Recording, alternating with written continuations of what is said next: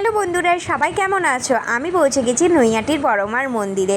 তোমাদের অনেক কোয়ারিজ ছিল, তো সেইগুলোই আমি সব কিছু তথ্য তোমাদের সঙ্গে তুলে দিচ্ছি। প্রথমে বলছি কিভাবে যাবে।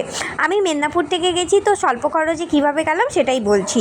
মেদিনীপুর থেকে যদি কেউ যাও বা যে কোনো ইয়ে থেকে, তবে তোমাদেরকে পৌঁছাতে হবে প্রথমে হাওড়াতে তোমরা লোকাল ট্রেন বা এক্সপ্রেস যে কোনো কিছু করে গেলে। আমার মেদিনীপুর থেকে হাওড়া যেতে 30 টাকা নিয়েছে, এবং তারপরে হাওড়া থেকে তোমরা কিন্তু ডাইরেক্ট হচ্ছে তোমাদের নৈহাটি ট্রেন আছে, কিন্তু সেটা মাত্র 4টে আছে সারাদিনে। সেই টাইম অনুযায়ী ট্রেন ধরলে কিন্তু তোমরা পুজো দিয়ে উঠতে পারবে না বা পৌঁছাতে পারবে না। তাই তোমাদেরকে হাওড়া থেকে যেতে হবে শিয়ালদাতে গেলে অ্যাভেলেবেল ট্রেন পেয়ে যাবে। শিয়ালদা থেকে তোমরা নৈহাটির ট্রেন প্রচুর পেয়ে যাবে, আর মাত্র হচ্ছে 20 টাকা করে টিকিট। তো ওই 1 ঘন্টা লাগে, তোমরা সুন্দর পৌঁছে যেতে পারবে। এবার বললাম, পৌঁছে যাওয়ার পর তোমাদের কিন্তু ওখান থেকে নৈহাটিতে নামলেই তোমরা অরবিন্দ রোড বলে আছে, তোমরা পায়ে হেঁটে 5 থেকে 7 মিনিট লাগে। অরবিন্দ রোডে গেলেই বড় মায়ের মন্দির, হেঁটেও যেতে পারো বা টোটো করে নিতে পারো। টোটো পার মাথা পিছু 10 টাকা করে নেয়।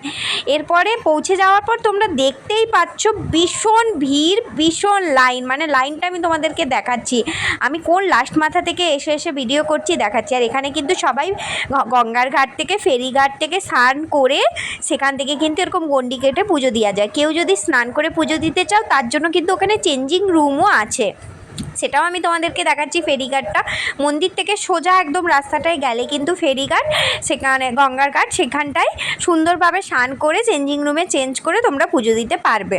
এবার পুজো দেওয়ার জন্য যে তোমরা এই ডালাগুলো দিচ্ছে, এগুলো 51 টাকা, 21 টাকা, 101 টাকা, এরকম বিভিন্ন রকমের ডালা আছে, তোমরা যেমন নিতে চাইবে সেরকম। আমি কিন্তু 101 টাকার ডালা নিয়েছিলাম, যাতে কিন্তু সমস্ত ফুল, শাঁখা পলার জন্য আলাদা 30 টাকা নিয়েছিল, মানে 130 টাকা। তো সমস্ত কিছুই কিন্তু এই ডালাতে তোমরা পেয়ে যাবে। এবার লাইনটা দেখে তোমরা বুঝতে পারছো ভীষণ ভিড় হয়, ভীষণ। তো সেই জন্য তোমাদেরকে কিন্তু বারবার একটা কথা বলে দিচ্ছি, যেটা ভালো করে সবাই শোনো। তোমাদের কিন্তু 7টা, 7:30টার মধ্যে যেভাবেও পৌঁছাতে হবে। যদি তোমরা 7টা, 7:30, 8টার মধ্যে পৌঁছে যাও, তাহলে কিন্তু ঘন্টা 2-এর মধ্যে বা 1 ঘন্টা, 1.5 ঘন্টা, 2 ঘন্টার মধ্যে কিন্তু তাড়াতাড়ি পুজোটা হয়ে যাবে। কিন্তু তোমরা যদি পৌঁছাতেই 10টা বা 11টা করে দাও, তাহলে কিন্তু লাইন পুরো মানে একদম বড়মার মন্দির থেকে নৈহাটি স্টেশনও পেরিয়ে যায়, এতটাই লাইন হয়। মানে দিনে 15,000 থেকে 20,000 জন মানুষ পুজো দিচ্ছে। তো তোমরা কিন্তু বারবার চেষ্টা করবে সেই রকমই তাড়াতাড়ি পৌঁছানোর। আমরা কিন্তু 7টায় ঢুকে গেছিলাম, তাই 9টার মধ্যে পুজো হয়ে গেছিলো, ঠিক আছে। এবার তোমাদের যে প্রসিডিওর বললাম, সেই প্রসিডিওর অনুযায়ী যদি তোমরা যাও, তোমাদের কিন্তু মাঝরাত বা আগের দিন লাস্ট লোকাল ধরে এরকমভাবে কিন্তু যেতে হবে, নাহলে কিন্তু সম্ভব নয় এত তাড়াতাড়ি পৌঁছানো। এবার বাকিরা যেখান থেকে আছো, সেখান থেকে যদি যেতে চাও, সেটার জন্য আমাকে ইনফর্ম করলে আমি সেগুলো বলে দেবো কীভাবে। আমি মেদিনীপুর থেকে হাওড়া বললাম, তবে হাওড়া কিন্তু তোমাদের যেতেই হবে। হাওড়া থেকে শিয়ালদা থেকে নৈহাটি ট্রেন।